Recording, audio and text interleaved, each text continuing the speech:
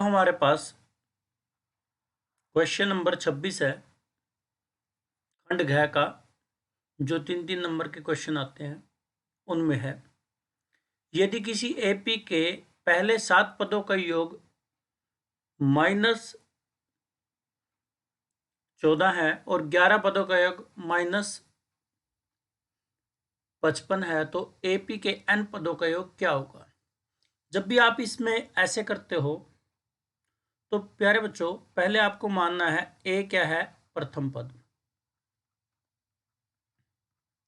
D क्या है, सारवंतर, S N क्या होता है, एच एन का फॉर्मूला होता है n/2, 2a plus n-1 D. तो S7 का मतलब क्या होगा, 7/2, 2a, 7 में से 1 गया 6d बराबर -14। तो हमारे पास 2a प्लस 6d किसके इक्वल आ गया, 7 -14, 7 तो भाग में आ जाएगा और 2 ऊपर आ जाएगा, यहां से कटने के बाद आंसर आएगा 2। तो 2a प्लस 6d हमारे पास -4 आ जाएगा, जो कि समीकरण 1 है। इसी प्रकार से समीकरण 2 क्या होगा, हमारे पास समीकरण 2 होगा S11 11/2, 2a प्लस 10d -55 के इक्वल है। तो ये 2a प्लस 10d किसके इक्वल होगा, ये -10 के इक्वल हो जाएगा, ये सेकंड है। अब फर्स्ट क्या था, 2a plus 6d is equal to -4, ये फर्स्ट था। अब इनको जब हम हल करते हैं तो घटाएंगे तो ये माइनस का, ये भी माइनस का, ये प्लस का हो जाएगा, ये तो कट गया, इनका आ जाएगा 4d जो कि -6 के बराबर है। तो d का मान हमारा क्या हो जाएगा, -3/2। हल करने के बाद हमारा d का मान ये मिल जाएगा। बराबर -3/2 को समीकरण 1 में रखते हैं तो एक समीकरण क्या इंप्लाइज करेगा, वो करेगा 2 प्लस 6 गुणा -3/2 बराबर है 4। ये इससे कट जाएगा 3, ये आ जाएगा 2a -9 बराबर है 4, माइनस का 4 है, ये यहाँ पे -4 है, तो -4, तो 2a क्या आ जाएगा, 5 बच जाएगा, तो a क्या आ जाएगा, 5/2। तो हमारे पास Sn का फॉर्मूला होता है Sn क्या होता है, Sn होता है n/2, 2a plus n-1 d। तो 2a की वैल्यू कितनी आई है, 5, n/2, इसकी वैल्यू आई 5, n-1 और इसकी वैल्यू क्या आई, -3/2। तो इसको जब हम हल करते हैं तो हमारे पास क्या मिलेगा, n/2, 5 प्लस 3/2 माइनस का 3/2 n, इसको अंदर लेके जाते हैं तो हमारे पास क्या होगा, देखिए यहाँ 10 और 3 13, 13/2 माइनस का 3n/2। जब हम एलसीएम लेते हैं तो 2 आ जाएगा, 2 की 2 से मल्टीप्लाई बाहर वाले से और n को अंदर लेके जाते हैं, 13n माइनस का 3n²। तो ये क्या आ जाएगा, 13n minus 3n² divide by 4। ये आपका Sn का आंसर आ जाएगा, ये हमारा क्या आ जाएगा, Sn का आंसर आ जाएगा।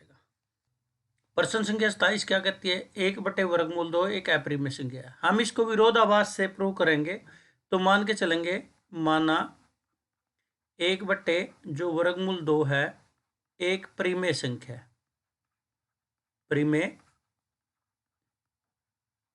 संख्या है।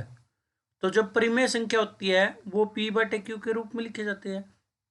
तो हम क्या कहेंगे, 1/√2 को हम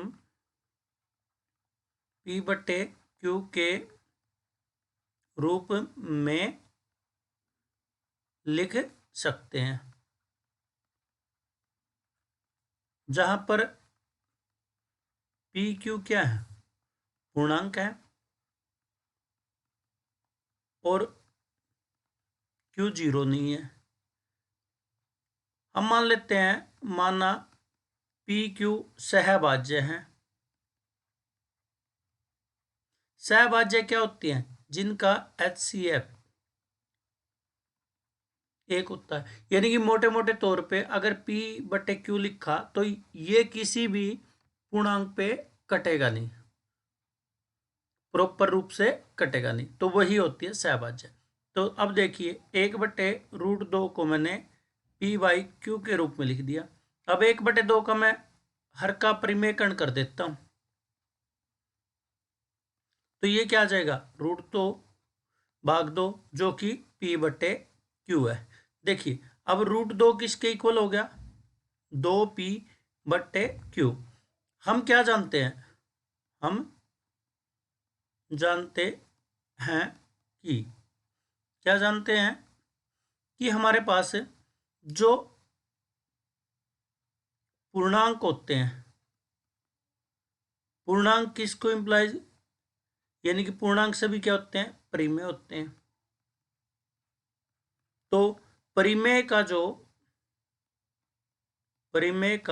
जोड़ करो, भाग करो या गुणा करो परिमेय से, तो वो क्या आएगा, परिमेय आएगा। क्या आएगा, परिमेय। और परिमेय को भाग करेंगे परिमेय से, ध्यान रखें नीचे वाला जीरो नहीं होता, तब भी परिमेय आता है। तो इसका मतलब 2P परिमेय है, परिमेय, और ये Q भाग किया तो ये भी क्या होगा, परिमेय।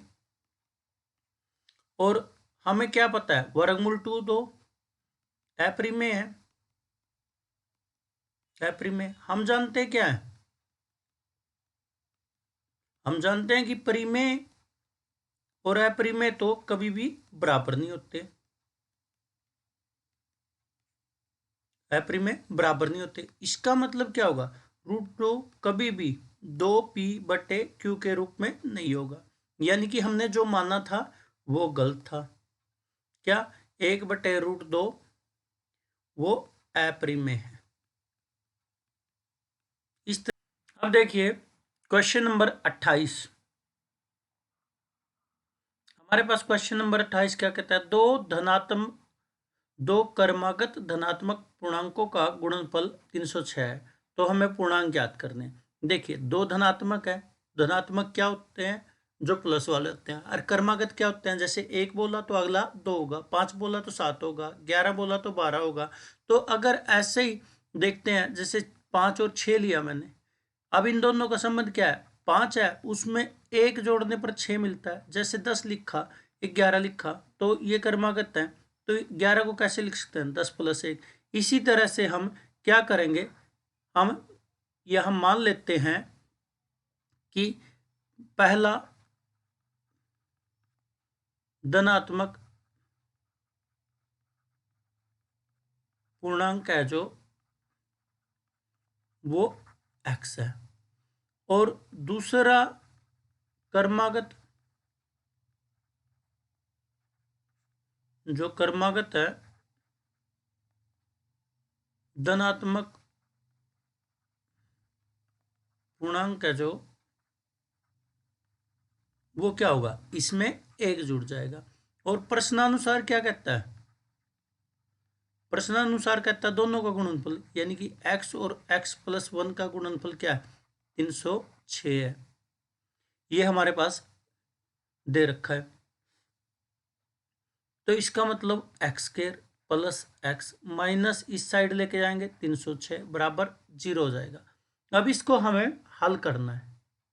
इसको हल कैसे करेंगे, हमारे पास तरीका जो हमने वीडियो में बता रखा है कि a किसी से गुणा करके ऐसा b निकालना है जिसका जोड़ या घटा उसके आंसर के बराबर आता है।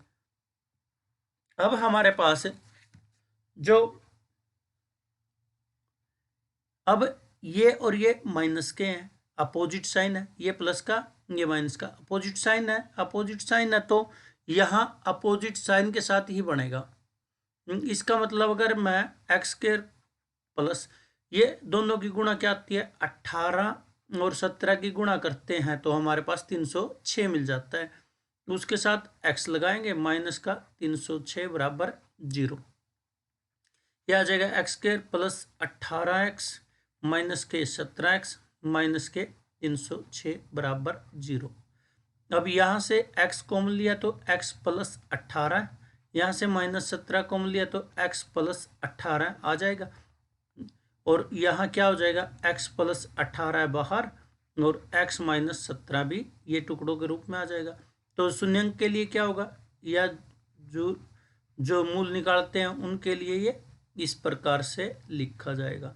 यहाँ से x क्या आ जाएगा -18 आ जाएगा और यहाँ से x कितना आ जाएगा 17 आ जाएगा।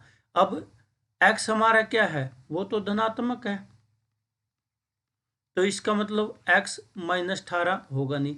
इसका मतलब क्या होगा x 17। तो ये 17 संख्या ही निकलवाना चाहता है। तो पहली संख्या क्या होगी, पहली संख्या वो होगी 17। तो दूसरी क्रमागत क्या होगी 17 प्लस 1 यानी कि 18 होगी। इस प्रकार से हम इस क्वेश्चन को कर सकते हैं। इसका और वाला क्वेश्चन देखिए, अथवा वाला, दो संख्याएं ज्ञात कीजिए जिनका योग तो 27 है, गुणनफल 182 है।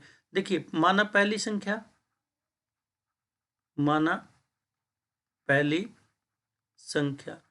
संख्या क्या है x है, तो दोनों संख्याओं का योग 27 है। तो दूसरी संख्या क्या होगी, दूसरी संख्या वो होगी 27 माइनस x, क्योंकि आप दो व्यक्ति हैं और दोनों ने 27 रुपए जोड़े हैं। तो पहले व्यक्ति ने अगर 10 दिए हैं तो दूसरा क्या करेगा, दूसरा सीधी सी बात है 27 में से 10 को घटा देंगे 17 देगा।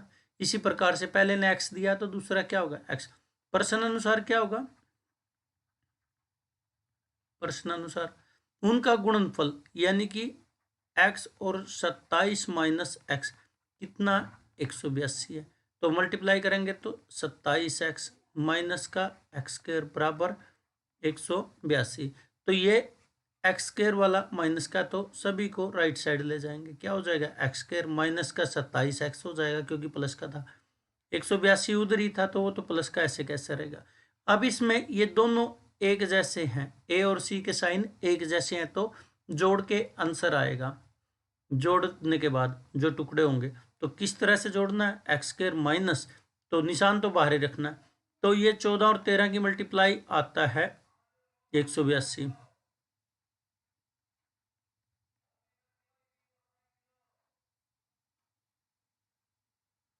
तो हमारे पास क्या होगा, एक्स स्क्वायर माइनस बाहर 14 प्लस 13 27 आंसर आता है। इन दोनों की मल्टीप्लाई 182 आती है।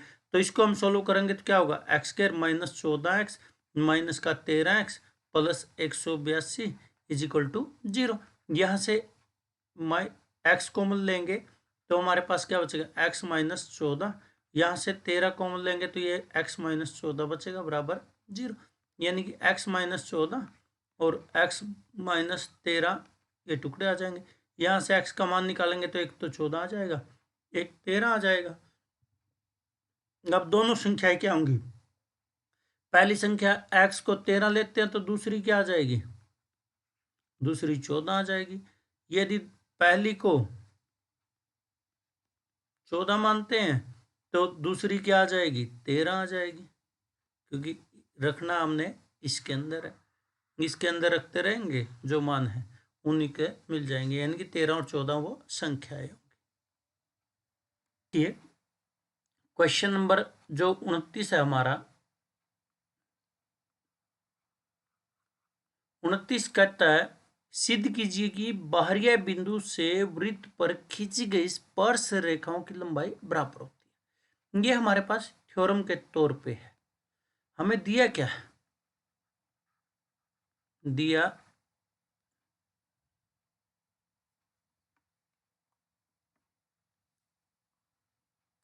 दिया है बाहरी बिंदु से वृत्त पर स्पर्श रेखाएं खींची गई है।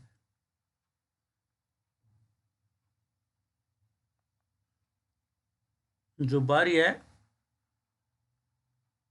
बिंदु से वृत्त पर स्पर्श रेखाएं खींची गई हैं।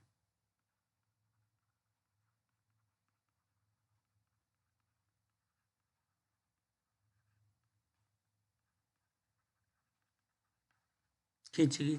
सिद्ध क्या करना है हमें? सिद्ध करना है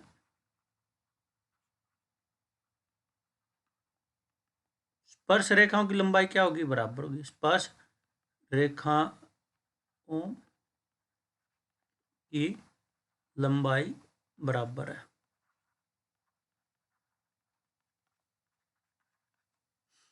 तो चलिए अब हम क्वेश्चन को करते हैं। उत्पत्ति मैं मान लेता हूं ये हमारे पास वृत्त है जिसका केंद्र O है और एक बाह्य बिंदु है P जिससे वृत्त पर दो स्पर्श रेखाएं खींची गई हैं P जिसे हम A और B मान लेते हैं। लिख दीजिए O वृत्त का केंद्र है, P बाहरी वृत्त से बिंदु से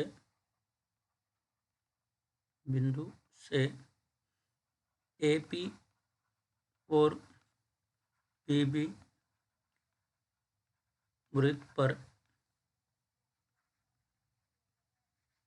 खींची गई स्पर्श रेखाएं। स्पर्श रेखाएं तो ये क्या होगी? OA और OB वृत्त की त्रिज्याएं हुई। वृत्त की त्रिज्याएं हुई। अब क्या करते हैं? OP को मिलाते हैं। OP को मिला दी। जो कोण OAP है वो 90 डिग्री है जो कि हमारे पास OBP के इक्वल है। यानी कि ये जो कोण है ये 90 डिग्री का है क्योंकि बाहरी बिंदु से खींची गई स्पर्श रेखा स्पर्श बिंदु पर त्रिज्या के ऊपर क्या होती है? दोनों लंबवत होती है आपस में, यानी कि 90 डिग्री का कोण बनाती है। तो दोनों त्रिभुजों में त्रिभुज कौन सी? OAP और त्रिभुज OBE। यानी कि एक तो त्रिभुज हमारे पास ये हो गई, यानी कि इसको अगर मैं इस तरह से खींचता हूं तो ये आ जाएगी हमारे पास A, यहाँ पे PO और दूसरी त्रिभुज हमारे पास ये है BOP। ये 90 डिग्री है। देखिए OA is equal to OB बराबर है। क्यों? त्रिज्याएं हैं, एक ही वृत्त की त्रिज्याएं हैं। हमारे पास OP उभयनिष्ठ है और जो कोण है A वो कोण B के इक्वल है, 90 डिग्री है। तो हमारे पास क्या होगा? देखिए ये साइड इसके इक्वल है, ये साइड इसके इक्वल है। तो हमारे पास एक प्रॉपर्टी होती है RHS सर्वांगक्षम कसौटी। सर्वांगक्षम कसौटी द्वारा क्या हो जाता है? त्रिभुज जो हमारे पास है OAP है वो सर्वांगक्षम हो जाएगी त्रिभुज OBP के। तो जब ये सर्वांगक्षम हो जाती है एक CPCT होती है। CPCT का मतलब होता है corresponding parts of congruent triangle, यानी कि सर्वांगक्षम त्रिभुज के संगत भाग बराबर होते हैं। जो सर्वांगक्षम त्रिभुज होते हैं उनके संगत भाग बराबर होते हैं। उससे क्या होगा? हमारे पास AP बराबर आ जाएगा PB।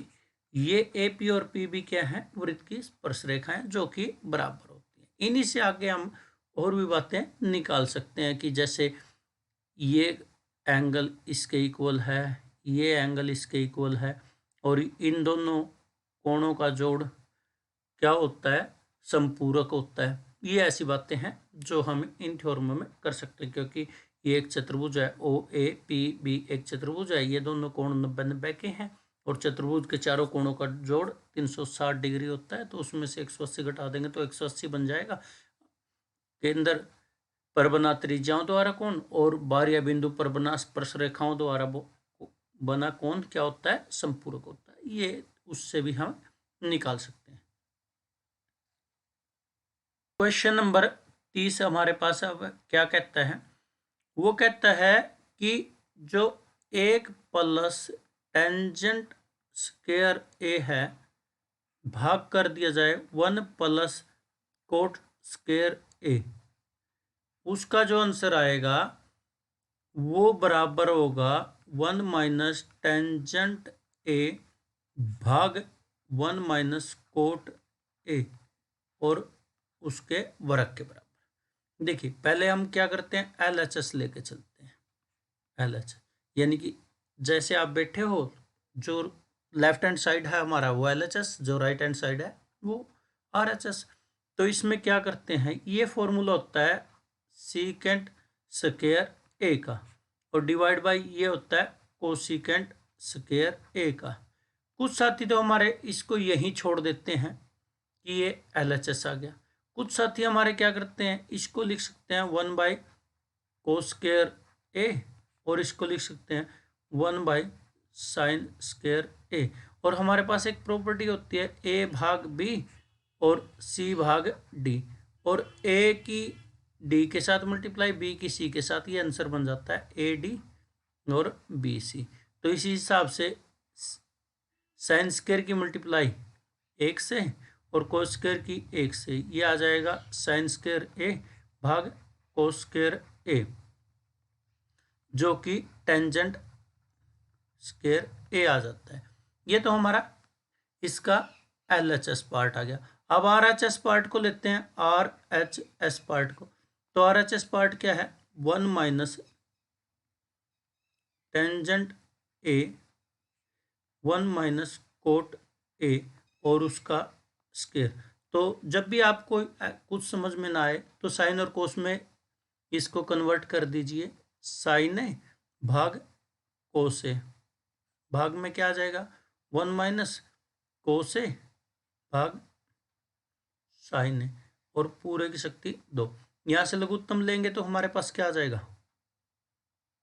कोस ए माइनस साइन ए भाग कोस ए, और ये क्या आ जाएगा, ये आ जाएगा हमारा साइन ए माइनस कोस ए भाग साइन ए और पूरे की शक्ति 2 है हमारे। अब मैं इसमें से अगर माइनस कॉमन ले लेता हूं और इसको लिख देता हूं 1 बाई कोस को क्या लिखूं, सीकेंट ए, और माइनस ले लिया मैंने यहां से कॉमन, ये आ जाएगा साइन ए माइनस कोस ए, और नीचे 1 बाई साइन क्या होगा, कोसिक ए, और ये क्या आ जाएगा साइन ए माइनस कोस ए। ये तो आपस में कट गए, स्क्वायर था, अंदर बचा सीकेंट ए माइनस का, नीचे कोसिकेंट ए उसका स्क्वायर, और ये क्या आ जाएगा सीकेंट स्क्वायर ए बाय कोसिकेंट स्क्वायर ए, जो कि हमारा यहीं पे आंसर मिल जाता है। इसको छोड़ फिर आगे आप इसको भी कर सकते हैं। दूसरा तरीका ये है कि आप इसमें से माइनस ले लीजिए, नीचे आ जाएगा, ये ऊपर आ जाएगा। इसी को आगे इस प्रकार से भी आप कर सकते हो। देखिए किस प्रकार से कर सकते हो, उसमें से माइनस कॉमन लिया, वही ए बी भाग सी डी का करेंगे तो ये साइन ऊपर आ जाएगा, साइन, और ये आ जाएगा कोस, माइनस कॉमन लिया था तो साइन आगे आ गया, कोस पीछे आ गया। इसमें से माइनस कॉमन लेते हैं तो साइन आगे आ जाएगा, कोस पीछे आ जाएगा, और ये साइन ऊपर चला जाएगा। अब कोस आ जाएगा नीचे, और ये क्या है साइन ए माइनस कोस ए, और जो कि इसका स्क्वायर है ऊपर, ये आपस में कट जाएगा, क्या आ जाएगा साइन बाई कोस, माइनस का ये टेंजेंट ए बचेगा उसका स्क्वायर, फिर ये क्या आ जाएगा, प्लस का टेंजेंट स्क्वायर। ये हमारे पास है। फिर ये लेफ्ट और राइट बराबर हो जाते हैं, लेफ्ट हैंड साइड बराबर है राइट हैंड साइड। ये हमारा क्वेश्चन नंबर 30 था। इसी का जो अथवा वाला पार्ट है, कहता है लेफ्ट हैंड साइड क्या कहती है कि कोस ए भाग है 1 प्लस साइन ए प्लस 1 प्लस साइन ए भाग है कोस ए। अब एलएचएस लेके चले हैं तो क्या होगा, एलसीएम ले लीजिए इसका, क्या आएगा, कोस ए 1 प्लस साइन ए। कोस की आर पार गुना करते हैं तो क्या आएगा, कोस की कोस के साथ multiply cos square A, 1 plus sine square की 1 प्लस साइन की साइन के साथ कर 1 प्लस साइन से करते हैं तो 1 प्लस साइन ए का होल स्क्वायर। तो इसको जब हम ओपन करेंगे तो ये क्या आ जाएगा, कोस स्क्वायर है। इस पे आइडेंटिटी लगाते हैं तो 1 का square plus sine square A plus का हमारे पास क्या आएगा 2 साइन ए और डिवाइड में है कोस ए 1 प्लस साइन ए। देखिए यहाँ से अगर इसको इकट्ठा ले लेता हूँ मैं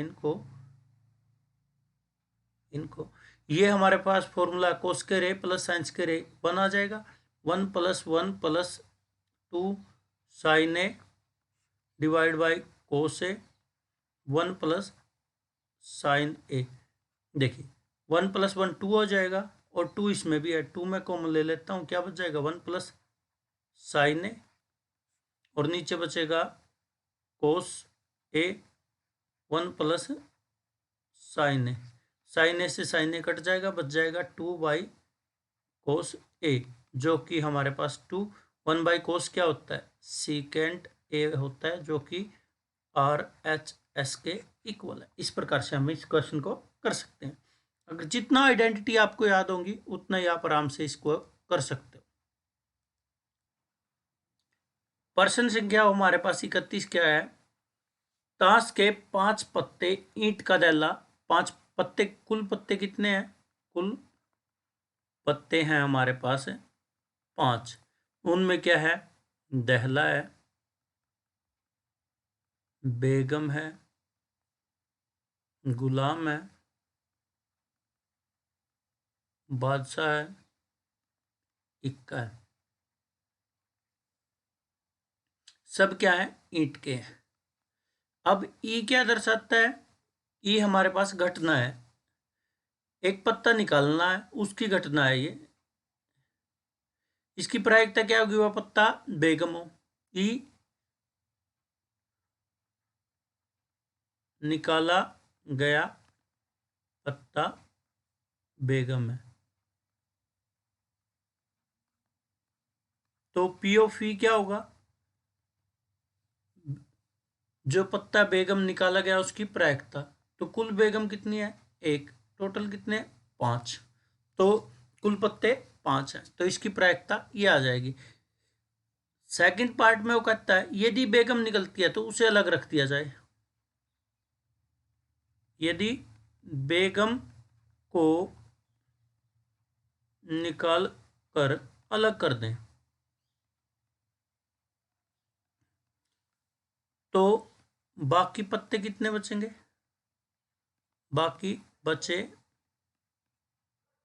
पत्ते कितने बचेंगे, 4 बचेंगे, जिनमें दहला, गुलाम, बादशाह, इक्का। अब प्रायिकता निकलवाता है, एक इक्का, एफ क्या है, इक्का आने की घटना, तो पी ऑफ एफ क्या आएगा, प्रायिकता क्या होगी, इक्का आने की घटना की, तो कुल इक्के हैं 1 और कुल पत्ते रहे 4। अब बेगम आने की, एफ बचे पत्तों में से बेगम आने की घटना, तो पी ऑफ प्रायिकता क्या होगी उस घटना के घटित होने की?